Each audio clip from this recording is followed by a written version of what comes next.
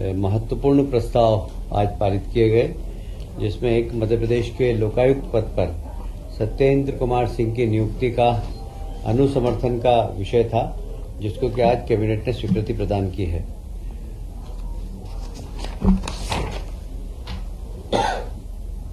मंत्री परिषद द्वारा निर्णय लिया गया है कि धार्मिक न्यास और धर्मस्व विभाग के प्रस्ताव पर विवादाध्यक्ष कार्यालय संचालक एवं धार्मिक न्यास एवं धर्मस्व संचालक, जिसमें मुख्यमंत्री तीर्थ योजना भी आती है, उसका कार्यालय सतपुड़ा भवन से उज्जैन स्थानांतरित कर रहे हैं। वहां पर तीर्थ का एक कार्यालय है, उस तीर्थ योजना के कार्यालय में पूरा के पूरा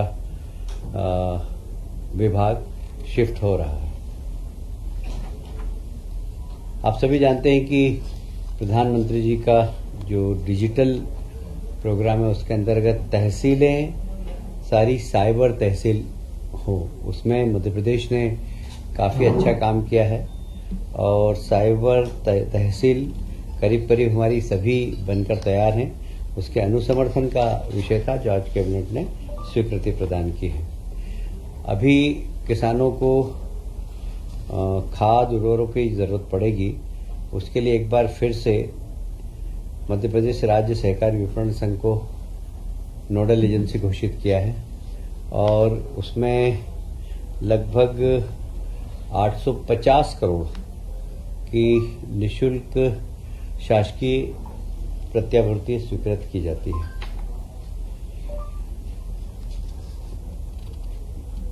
जितने भी हमारे मेडिकल कॉलेज नए बन रहे थे, उसको व्यवस्थित करने के लिए विशेषकर नीमच, मंदसौर, श्योपुर और सिंगरौली बिल्डिंग तो बनकर तैयार है, किंतु उसके संचालन के लिए उपकरण की आवश्यकता थी। इसके उपकरण के लिए पूरा हॉस्पिटल तैयार हो, बिल्कुल अच्छा सुपर स्पेशलिस्ट हॉस्पिटल, इसके लिए लगभग 1200 करोड़ की फिर से एक बार स्वीकृति प्रदान की गई है। केंद्र द्वारा प्रवर्तित योजना, उसके अंतर्गत जितने भी मेडिकल कॉलेज हैं, उसके पास ही एक नर्सिंग कॉलेज भी खोला जाए, तो उस नर्सिंग कॉलेज के खोलने की भी स्वीकृति प्रदान की गई है। इसमें लगभग 192 करोड़ रुपए की लागत लगने की संभावना है। यह केंद्र द्वारा प्रवर्तित है, केंद्र सरकार का भी इसमें योगदान है। ये 13 नर्सिंग महाविद्यालय प्रदेश में अभी खुलने वाले हैं। उज्जैन में नवीन शासकीय चिकित्सा महाविद्यालय के निर्माण, क्योंकि आप जानते हैं उज्जैन में सिंहस्थ मेला भरता है, तो उसको ध्यान में रखते हुए एक मेडिकल कॉलेज और उसके साथ ही 100 बेडेड हॉस्पिटल, ये सब बनाने के लिए सिविल कंस्ट्रक्शन के लिए 592 लगभग 600 करोड़ रुपए की स्वीकृति प्रदान की गई है। एक बहुत ही माननीय मुख्यमंत्री जी की महत्वाकांक्षी योजना है कि प्रदेश के समस्त जिला हॉस्पिटल में एक शव वाहन होना चाहिए, क्योंकि गरीब व्यक्ति जब वो उसकी मृत्यु हो जाती है तो हम भी देखते हैं कई बार सीन की वो साइकिल पे ले जाता है डेड बॉडीज को, कई बार ठेले में रख के ले जाता है। तो निःशुल्क शव वाहन सारे जिला अस्पताल में रखे जाएंगे और कलेक्टर और सीएमओ को उसका अधिकार दिया जाएगा कि वे शव वाहन को, गरीब व्यक्ति है तो उसको निःशुल्क अपने घर तक पहुंचाने की व्यवस्था कर सके। एक और माननीय मुख्यमंत्री मोहन यादव जी की बहुत ही महत्वाकांक्षी योजना है पीएम श्री एयर एम्बुलेंस सेवा संचालित करना। यह आज कैबिनेट ने पास किया। इसमें एक हेलीकॉप्टर होगा, एक हवाई जहाज होगा।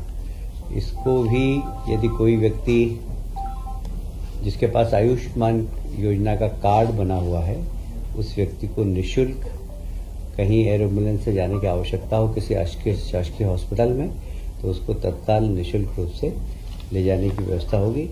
कौन सा पेशेंट होगा, ये निर्णय सीएमओ और कलेक्टर दोनों सुनिश्चित करेंगे। बाकी लोगों के लिए कोई निर्धारण है? यदि कोई व्यक्ति प्राइवेट हॉस्पिटल में अपना इलाज कराना चाहेगा तो उसकी एक शुल्क रखेंगे, उसका वह शुल्क का निर्धारण भी अतिशीघ्र करेंगे। एनडीबी योजना के अंतर्गत भोपाल के मुखर्जी नगर कोलार मार्ग, वहां पर 15 किलोमीटर की लागत की 305 करोड़ की पुनरीक्षित प्रशासकीय स्वीकृति प्रदान की गई है, जिसके अंतर्गत रोड के आसपास नालियां बनेगी, लाइट लगेगी, सुंदरीकरण होगा और यह पुनरीक्षित बजट में प्रावधान किया गया है। प्रदेश में समर्थन मूल्य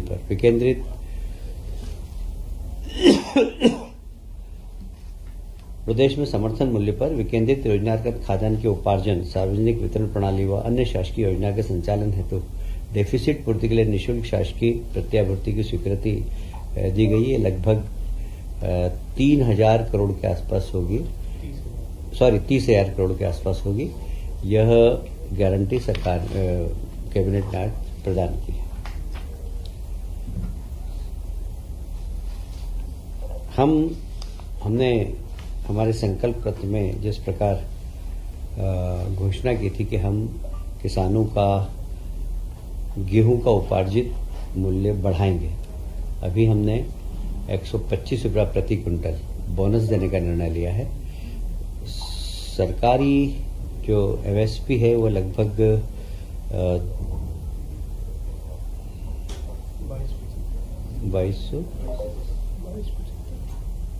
2275 की, इसमें 125 रुपये बोनस भी दिया जाएगा। इस प्रकार लगभग 2400 रुपये किसानों का समर्थन मूल्य पर गेहूं खरीदा जाएगा। आईआईटी इंदौर के द्वारा देश का पहला deep tech research discovery campus Ujjain में स्थापित किया जा रहा है। यह लगभग 237 करोड़ की लागत से बनेगा। आईआईटी इंदौर से हमने अनुबंध किया है कि वे सिर्फ उज्जैन ही नहीं, मध्य प्रदेश के जो हमारे 6 इंजीनियरिंग कॉलेज हैं उनको भी हाईटेक करने के लिए हमें गाइडेंस प्रदान करें, जिससे कि education, quality education Madhya Pradesh में हो इंजीनियरिंग का, और हम उसका स्तर आईआईटी तक ले जाना चाहते हैं क्रमानुसार। उसमें लगने वाले का जो भी खर्च होगा वो समय समय पर राज्य सरकार बजट के माध्यम से स्वीकृति प्रदान करेगी। प्रधानमंत्री जी की जनजातीय आदिवासी न्याय महाअभियान, ये बहुत ही प्रधानमंत्री का रुचिकर है। इसमें हमारे प्रदेश में वे जनजातियां जो बहुत पिछड़ी हुई, विशेषकर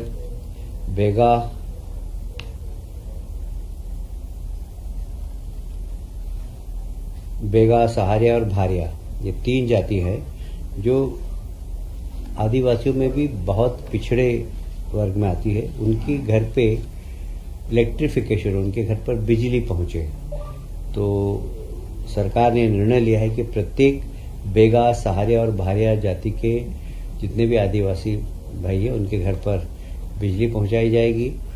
जो दूरस्थ स्थानों पर, क्योंकि ये इस प्रकार के आदिवासी लोग कई बार बहुत जंगलों में भी रहते हैं, जहाँ जंगलों में होगी वहाँ पर हम सोलर एनर्जी के माध्यम से उनके घर में बिजली पहुंचाएंगे।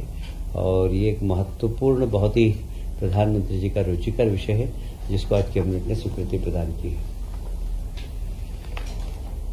एक और बिजली की भविष्य की आवश्यकताओं को देखते हुए 800 मेगावाट बिजली के अनुबंध की हमने स्वीकृति प्रदान की है। मैसर्स महान एनर्जेंस लिमिटेड द्वारा WCL खदानों से आवंटित कोयले के लिंकेज को अब NCL की खदानों से लिंकेज करके और बिजली बनाने का एक निर्णय लिया गया, जिसको कि कैबिनेट ने आज स्वीकृति प्रदान की है। निश्चित ही इससे मध्य प्रदेश सरकार को बिजली 650 मेगावाट के साथ साथ सस्ती बिजली भी प्रदान हो, इसकी भी कैबिनेट ने आज स्वीकृति प्रदान की है। आज का विषय समाप्त होता है। मैं सिर्फ एक स्पष्टीकरण करना चाहता हूं कि कल समाचार पत्र में नेता प्रतिपक्ष ने ये कहा कि उनसे राय ली नहीं गई, शायद उनका ये असत्य बयान है। सीएम हाउस के एक अधिकारी स्वयं उनके घर गए, आधा घंटा बैठे भी थे। उनको बताया गया कि इसमें चीफ जस्टिस, मुख्यमंत्री और आपके सहमति लगती है। यदि वे असहमत हो तो भी बहुमत के आधार पर यह निर्णय लिया जा सकता है, क्योंकि इस प्रस्ताव पे चीफ जस्टिस ने पहले साइन कर दी थी, मुख्यमंत्री जी ने साइन कर दी थी। उनसे आग्रह था कि आप भी साइन कर दें, क्योंकि कभी भी चुनाव की आचार संहिता लग सकती है, इसलिए इसको अतिशीघ्र करना है। तो ये उनका कहना असत्य कि उनसे पूछा नहीं गया। उनके घर मुख्यमंत्री जी के वरिष्ठ अधिकारी 1 घंटे बैठकर आए। माननीय मुख्यमंत्री जी ने भी उनसे फोन से बात की थी और उनसे कहा कि अगर आपकी असहमति हो तो आप पैसा लिख दीजिए। पर यह बयान कि उनसे पूछा नहीं गया, उनसे राय लेनी गई, उनको बताया गया, बिल्कुल असत्य है।